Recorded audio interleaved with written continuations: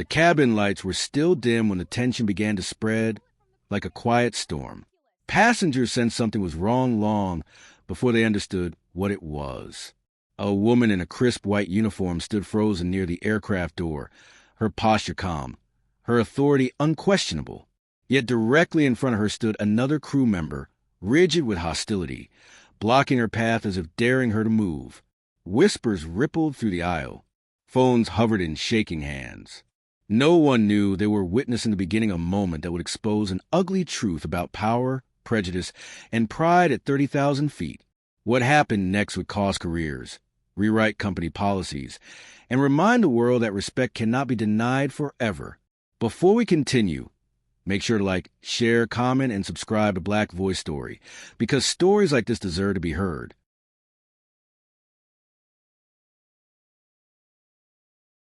The airline industry had always sold an image of precision, discipline, and equality. Uniforms were designed to erase differences.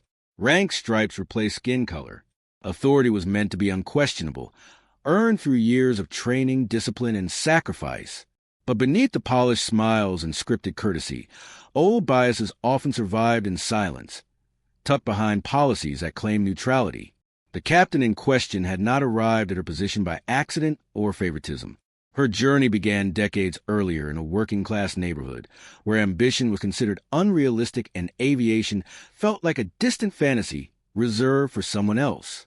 From the moment she first saw a plane lift off against the burning orange sky, she understood that flight was not merely about travel. It was about freedom.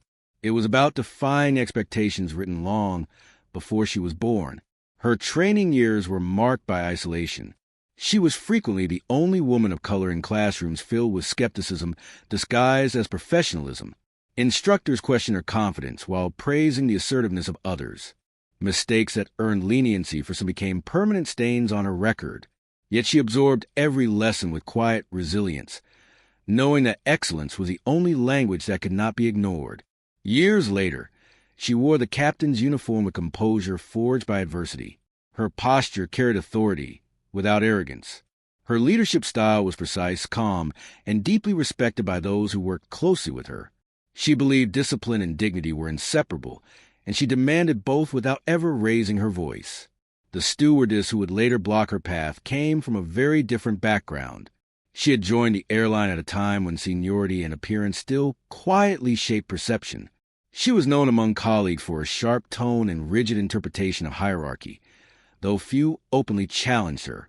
To her, authority followed familiarity. It followed faces she was accustomed to seeing in command.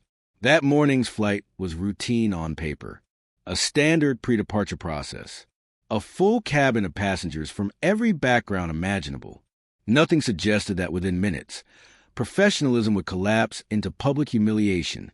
As boarding neared completion, the captain stepped out of the cockpit to conduct a final walkthrough. This was not required by regulation, but by her own standard of leadership. She believed visibility built trust. She believed the captain should be seen, not hidden behind a locked door.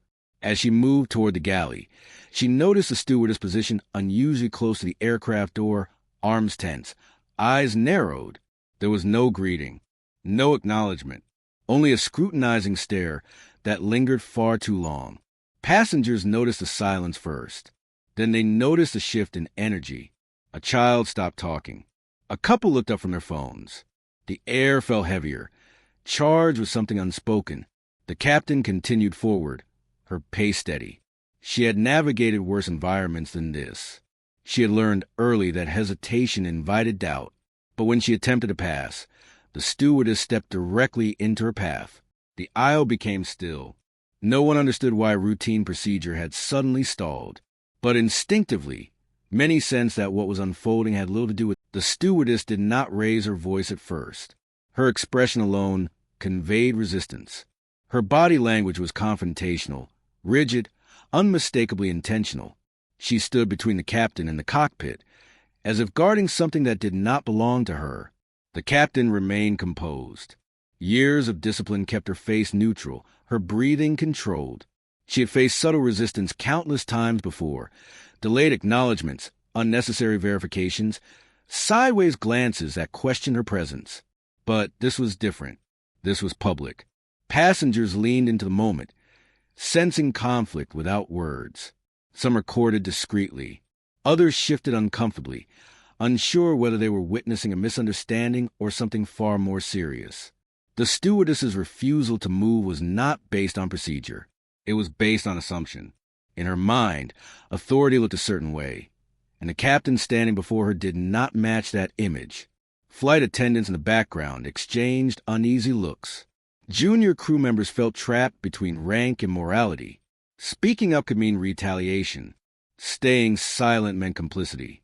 The captain waited, giving space for reason to prevail. When none came, she calmly asserted her right to pass, her rank evident not in tone but in certainty. Still, the stewardess refused. The delay began to ripple outward. Departure time crept closer. The cockpit remained unattended. Passengers began to murmur openly now. Some questioned whether the flight would be delayed. Others sensed that something far more troubling was unfolding.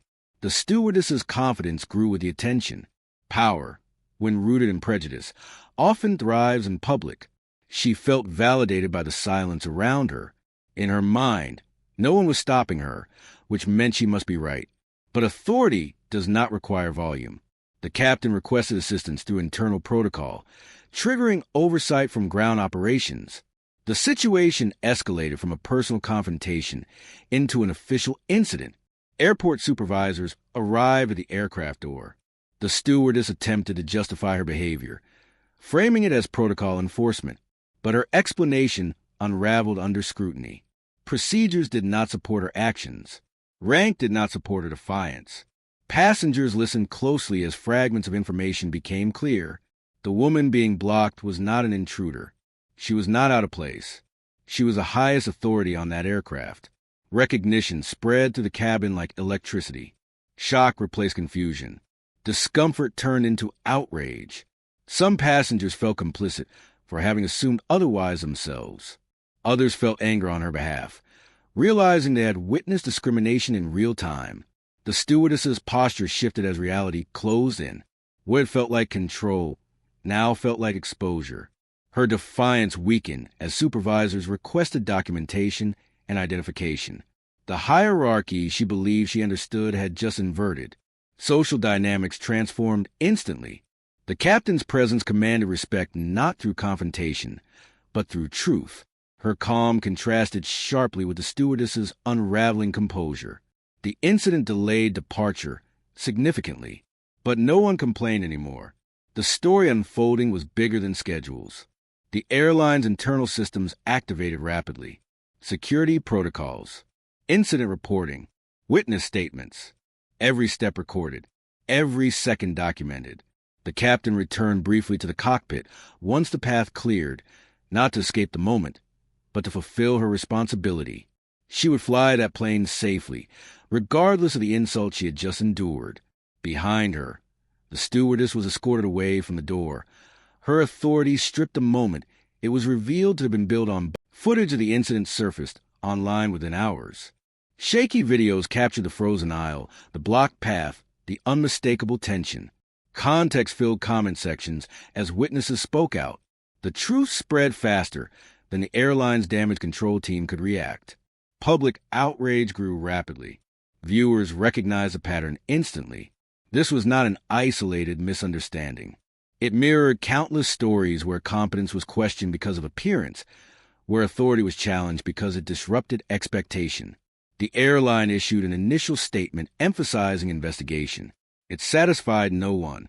Silence followed, which only amplified the backlash. Internal review panels convened. Witness testimonies confirmed what video already showed.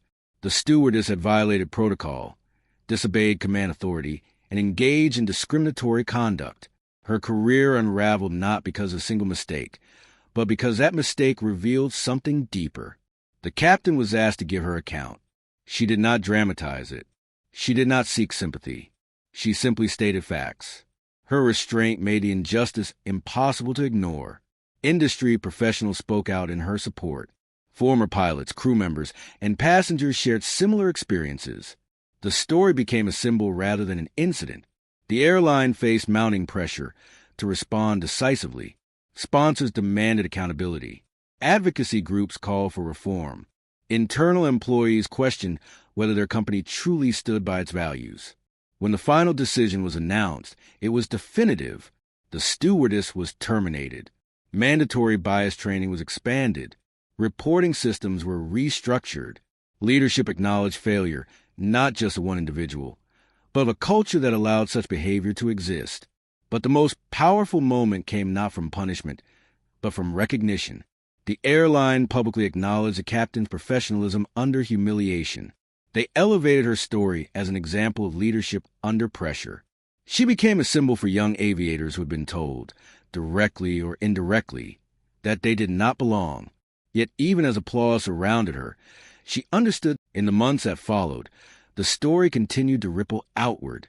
Aviation schools referenced the incident during ethics training. Corporations studied it as a case in implicit bias. Passengers remembered it each time they boarded a plane and saw who stood at the cockpit door. The captain continued flying, not as a symbol, but as herself. She mentored young pilots who saw their own struggles reflected in her journey. She spoke about resilience without romanticizing pain. She emphasized that professionalism should never require enduring disrespect. The incident changed policy, but more importantly, it changed perception. People began questioning their own assumptions, who they expected to see in charge, who they unconsciously doubted, who they listened to and who they ignored. Racism, she knew, rarely announced itself loudly. It appeared in blocked paths, silent resistance, and moments where authority was challenged without cause. This story was not about revenge. It was about exposure, about holding a mirror to systems that claim fairness while quietly preserving inequality.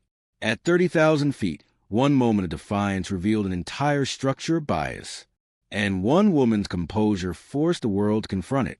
If this story moved you, challenged you, or made you reflect, make sure to share,